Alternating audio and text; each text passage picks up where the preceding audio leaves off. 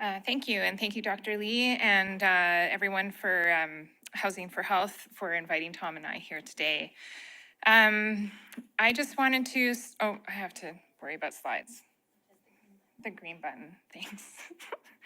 At council, I always have to say, next slide, please. So someone else does it for me. But anyways, so Alberta Health Services and the city came together, I think it was in 2017.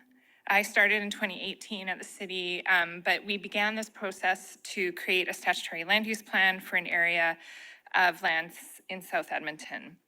This partnership came together as we both had shared assets and interests in city building. The city, our asset was in terms of the route for the South LRT expansion, south of Ellerslie Road, will be going through this area. And our municipal development plan, which was under development at the time, the city plan, includes targets that require planning for a shift of our mode of transportation from the personal vehicle to active modes of transportation. For the province, their interests are in the land as owners and in building the new and running the new South Edmonton Hospital.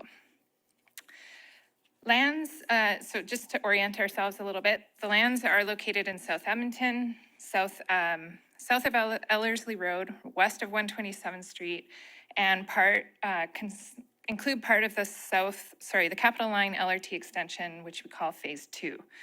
The lands are owned by the province and are about 127 hectares, and were formerly part of their experimental farm, which you can kind of tell by the aerial photo there.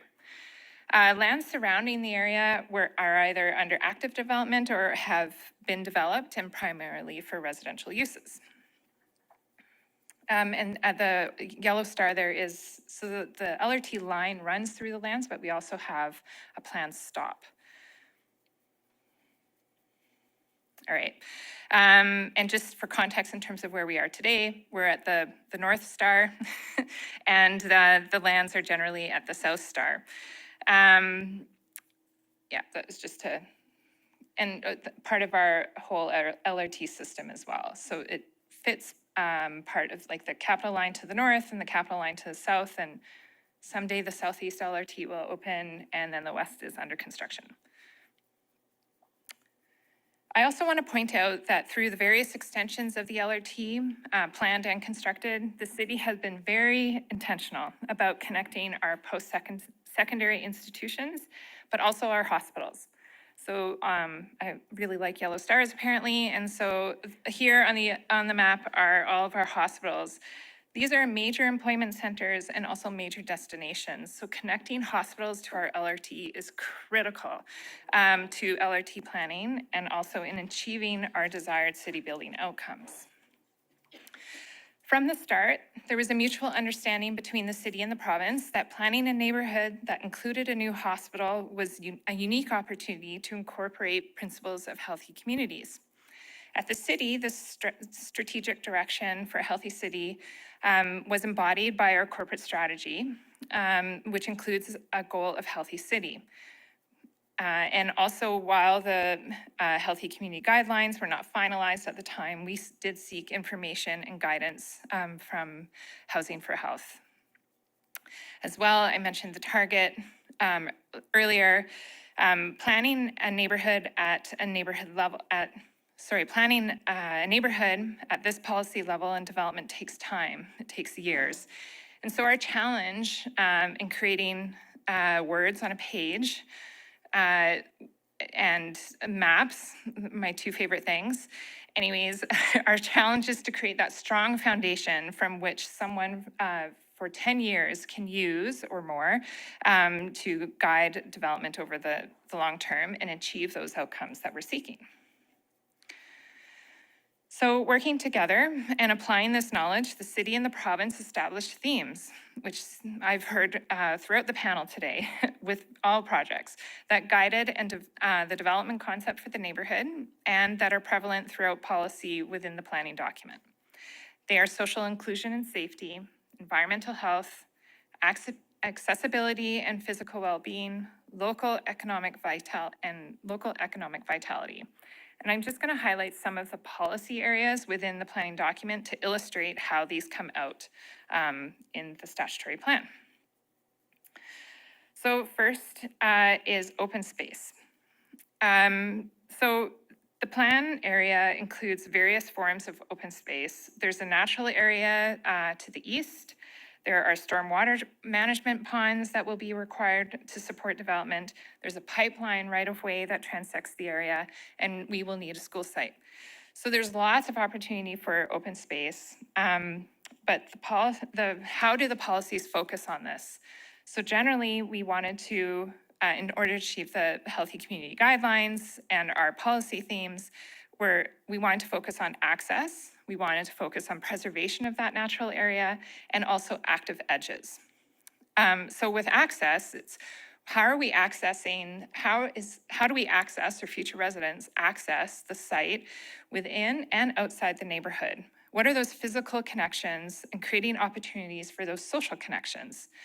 In terms of preservation of the natural area, we recognize that there is key role that natural areas play in our well-being. How do we provide access to that for residents? And given that it's tucked away, well, not away, but it's tucked up in the northeast corner of the site, or west, how do we make sure that people have access to that? And in terms of active edges, how are we paying attention to the borders of those areas? How are we achieving permeability? And how do the adjacent developments interact with that space? In the plan, this is how it plays out in map form.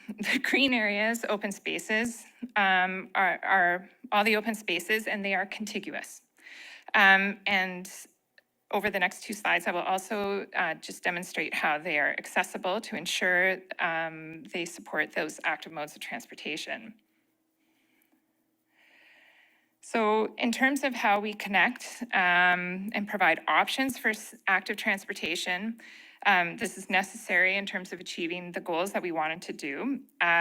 So whether that's to get kids to school or to meet up with a friend or to access commercial land uses, the apple and the milk, and make sure that your daily commute is also possible. For this, the focus area of the neighborhood structure plan policies were connections of active modes, prioritizing safety for those active modes, as we all know that in order for people to incorporate active modes into their daily lives, they need to feel safe. So again, depicted in a map, you'll see and it's kind of hard to see. Sometimes I wish that PowerPoint, Google Slides, whatever, would orient themselves the other way to help out with me. Very selfishly. But anyways, so we have our hospital campus to the south, and then there are active modes, which are in the dotted lines. And then the blue dotted circles, those are our pedestrian prioritized crossings. So with the LRT on the eastern edge, we wanted to make sure that pedestrians have priority there. And then the two yellow circles, that's our LRT, that's the platform itself. The stop will be somewhere in between, but we need to make sure that people can get there safely. And then in terms of our bike routes, we have the pipeline, the red dotted line that kind of transects, and that goes beyond this neighborhood. So that is going to give people access across various neighborhoods and to the services and areas beyond Heritage Valley Neighborhood 14. We have a naming committee at the city. They haven't gotten to this yet, so it's Heritage Valley Neighborhood 14. No comment. Okay, next we have the LRT station and the health campus itself. And so how in policy are we going to get what we need to support the station? The city is investing, and hopefully its partners will come along and invest in the extension of the LRT. How do we make sure that the LRT is moving people? How do we make sure that we make that mode shift, that 50% to get we want daily trips, 50% of daily trips to be made by active transportation or transit. So we need to make sure that our development surrounding those investments are going to support that. So for the LRT and health campus itself, we need to make sure again that it's well connected, that there's access, but also that there's gathering spaces. So an LRT plaza and focusing on that public realm, and also just making sure that we have dense mixed use opportunities for development. So in the development concept itself, you'll see the orange in the southeast. That's our mixed use the most dense area. And then we also have opportunities for row housing and medium density there, but you will see that in the ochre. I think that's the right term. The dark yellow in the north as well there's some opportunities for some medium density development. And so just working on those active edges, making sure that the LRT is supported as well as the health campus itself. All right, and I am going to stop there and pass it on to Tom.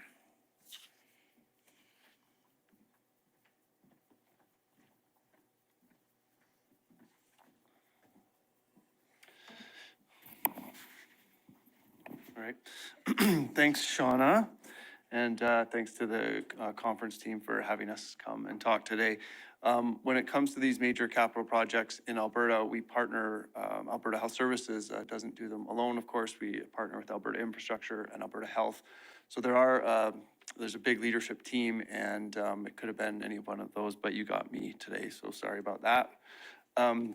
We are just coming off an election, so I'm going to be very sensitive to make sure that everybody understands that we are, the New Edmonton Hospital project is on the list, but we're still at early stage and we don't have clear approval for much. What we've done is a lot of planning and imagining, but we don't have shovels in the ground yet. Anyway, it is a special opportunity. A new health campus and hospital doesn't come along that often. In fact, I think in Edmonton, it's been since the 80s, since we had a net new hospital. We've had lots of additions and renovations at a lot of our facilities, but these brand new hospitals don't come along that often. So it's a special opportunity. And in particular at this site, which Shauna just showed, we have the opportunity to have a green field, which is really special. And for the first time in a long time, maybe enough space to do something special. We're not shoehorned in like we are at some other facilities. Of course, as a health campus, we naturally focus on health. That's a given, but it's often within the walls of a hospital. With this project, we have the opportunity to think a little bit differently and to think at all three scales mentioned in the Healthy Communities Guidelines. Shauna's talked about the neighborhood, and I'll talk about the campus itself, and then at the facility level too, we've been talking and imagining about healthy communities. Before I get into some of those features though, I did want to just briefly mention that we've tried to have a healthy approach to how we've planned for the campus. We recognized early on that we needed to make sure that we involved the right people, not just clinicians and not just planners, but we have early on organized a patient and family advisory council. We have those at many of our sites at many levels across AHS. Throughout the province, but to have a council like this early on in a project is something special, and so we're very grateful to those that serve on that council. We also tried to start in a good way with Indigenous partners, and we've have a really good relationship with an Indigenous Advisory Council. We started the project with ceremony. We shared the pipe together, and they've been with us all the way along and have really helped inform what this campus is going to look like. And then last but not least, we have a community wellness advisory team. And if I had a picture of that, you would see Dr. Lee's face on that. She's part of our community wellness advisory team, as well as others from public health and other stakeholders, and have really brought to bear many of the principles that this conference is talking about. So we're really lucky to have those different stakeholders informing our planning right from the get-go. So I've organized my thoughts around the five categories contained in the Healthy Communities Guidelines. And then I added one for good measure for green building features. But I wish I could show you, our fancy designs that we have, what we're actually going to build, tell you exactly what's going to be on the site, but we're not quite there yet. What I will show are some examples and hopefully get the idea of what we're trying to go after. So with healthy transportation, obviously you would think that on a health campus that we would have reduced speed limits and it would be accessible and adequate parking. That's kind of a given. Actually, adequate parking might not be a given. The two top things we always hear from patients and families are parking and wayfinding. So we know we got to be better in that, but we have planned to have, of course, adequate parking for staff and for patients. But beyond that, what could we do even different and that might be even better and special? So Shauna showed the green areas and the active paths throughout the site. We want to tie into those as a prominent player in the neighborhood. A new hospital and health campus could do that. We're really blessed to have the LRT stop right within the campus precinct. We've thought of it as a hub. We're planning around it. We're embracing transit-oriented design. I want to really connect in that way. There'd be other transit stops that would be on the campus. Of course, it would need to be walkable. And we've talked about electric vehicle charging and bike storage. We have that at all of our sites already, but we will continue to do that. And then because we have this special opportunity of a greenfield site, we've envisioned and hope to be able to have a year-round public plaza and embrace walkable sidewalks and paths and those sorts of things. When it comes to active recreation, you would imagine that we have rehab in all of our facilities for inpatients, get them up out of bed, learn how to exercise and for when they go home. But what if beyond that, we could have outdoor rehab spaces? This image, which isn't very big, I apologize, is actually here in the city. This is from the Glen Rose at the Royal Albert campus. This is in an interior courtyard used by long-term patients there. But what if something like this could be in a more public area, not just for patients, but that the community could come? Maybe it's surrounded by a children's playground. Maybe it could be surrounded and integrate with public parks, with native plants and gathering spaces. On this half section, there have been in the past community gardens that the surrounding neighborhoods have used. And we thought it would be great to invite the community in and to recreate that as part of this campus. We know that wayfinding is important. We are fully embracing technology with this new project and imagine that there would be public Wi-Fi and all kinds of ways to connect and navigate through the campus. And then, of course, we'd want to make sure that it's safe using SEPTED principles that were mentioned yesterday. When it comes to active mobility, of course, a hospital needs to be universally accessible. We often have big vestibules and parking again, drop-off areas for those coming to site. That's normal. But what if, on top of that, there was additional seating both inside and out for people that want to take walks but might need a rest? What if we were able to embrace green street features in the campus? The bariatric demographic is growing, we know that, and we're planning for it. In order to get people up and out of bed and back home as soon as they are safe to do so, we imagine that we might be able to give them equipment to go home with and be able to connect with them virtually once they are at home to help them be mobile and in their homes. We've thought about this as a campus, not just one singular building. But in doing that, we know that we need, we can't be spread all the way across, but we do imagine that a connected campus with many doors. And by that, we mean that if you're coming just for a day surgery, you don't necessarily need to go through the emergency department or the main doors. You might be able to park closer and get to your spot easier. Same if you're coming to have a child, let's get you to the delivery area sooner, things like that. No surprise to anybody, we don't sell alcohol or allow smoking in our hospitals. But we can go above and beyond that as owners and operators of these big municipal assets. We can encourage healthy food and limit unhealthy food. We don't have fast food chains in our hospitals. There are some Tim Hortons, but I think that's mostly for the coffee. But we could, we would like to do more in that area. We've talked about having healthy vending machines, water fountains, both inside and out, so people get good, clean drinking water. And as a new campus, we would like to plan space that could possibly be used for farmers markets. We have many of our facilities have food trucks that come already. We'd like to see if we could do more in the way of that and encourage healthy food to come to us, as well as provide it on the campus itself. And then one of the programs that we've talked about that might show up on site is chronic disease management and a kitchen that patients and families, but even community, could come in and see how healthy food can be prepared and do a demonstration there. We have a really good example at a new facility in the northeast of the city here where they have a community kitchen like that. And then the last of the Healthy Communities guidelines is social connections, and we naturally have those. We're a big presence in a neighborhood as a big facility, and as a new campus we would be, and of course we have social interactions within our facilities as a big hub for staff and patients and families.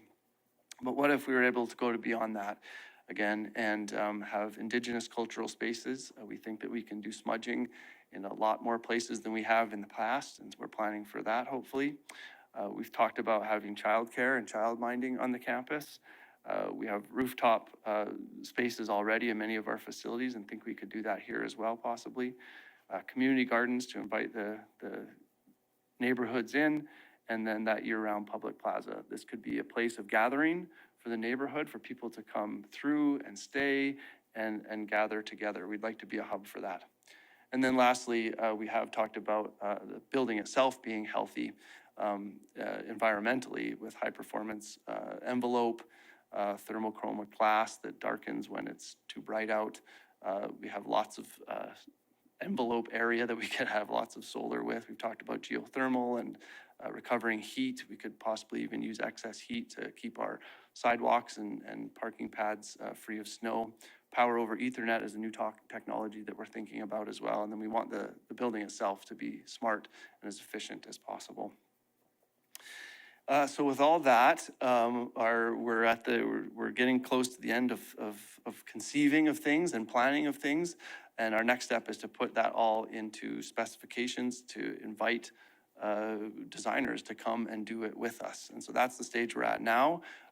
We're getting close to being ready so that when all of the different political and other facets come together, we'll be ready to go.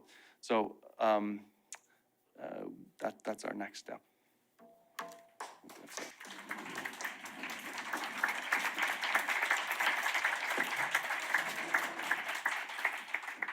Thank you so much, Tom and Shauna.